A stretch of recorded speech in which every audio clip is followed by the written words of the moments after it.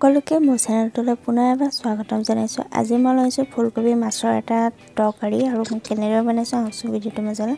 ফুলকবি আৰু আলু লৈছোঁ, এইখিনি এতিয়া মই কাটি ল'ম। এইটো সাইজত কাটি লৈছোঁ আৰু আলুখিনি মই দীঘল দীঘলকৈ কৰিছোঁ আৰু ফুলকবি যিটো কোমলীয়া ঠাৰি হয় সেইটোও মই লৈ লৈছোঁ আৰু এইখিনি মই ভালদৰে ধুই লৈছোঁ। মাছ ফ্ৰাই কৰা তেলতে তৰকাৰীখন বনাই দিম। এতিয়া দিছোঁ পাঁচফোৰণ কেইটামান। পাঁচফোৰণকেইটা ফুটি অহাৰ পিছত কাটি লোৱা পিঁয়াজখিনি দি দিছোঁ আৰু লগতে দিম জলকীয়া 3টা আৰু দিম নহৰু আদা বটা। এইখিনি এতিয়া মই মিক্স কৰি ল'ম আৰু যেতিয়ালৈকে ৰঙচুৱা নহয় তেতিয়ালৈকে ভাজি থাকিম। এতিয়া মই দিম হালধি গুড়ি আধা চামুচ, এইখিনি মিলাই লৈছোঁ আৰু ফুলকবিখিনি মই অলপমান বইল কৰি লৈছোঁ 5 মিনিটৰ কাৰণে, কাৰণ মই ডাঙৰ ডাঙৰকৈ পিচ কৰি লৈছোঁ যে সেইকাৰণে। আৰু এতিয়া মই ইয়াত দি দিছোঁ, এতিয়া দিছোঁ জিৰা গুড়ি,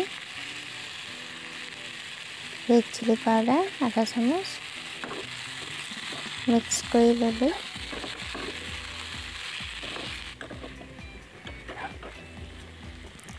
এতিয়া দিম সোৱাদ অনুসৰি নিমখ,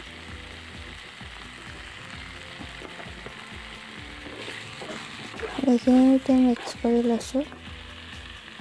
এতিয়া দিছোঁ গৰম পানী, মিলাই দিছোঁ আৰু এবাৰমান উতল অহাৰ পিছত মই ইয়াত দিম মাছ। এতিয়া দিছোঁ মই মাছ,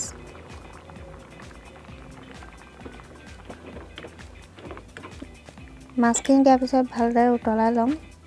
উতল অহাৰ পিছত এতিয়া মোৰ এয়া ৰেডি। দেখিছে নহয় তৰকাৰীখন দেখিবলৈ ইমান ধুনীয়া হৈছে, খাবলৈও বহুত ভাল লাগে ফুলকবিৰ লগত। আৰু ভিডিঅ'টো চাই কেনে পাইছে জনাব। ভাল লাগিলে লাইক কমেণ্ট শ্বেয়াৰ আৰু ছাবস্ক্ৰাইব কৰিব নাপাহৰিব।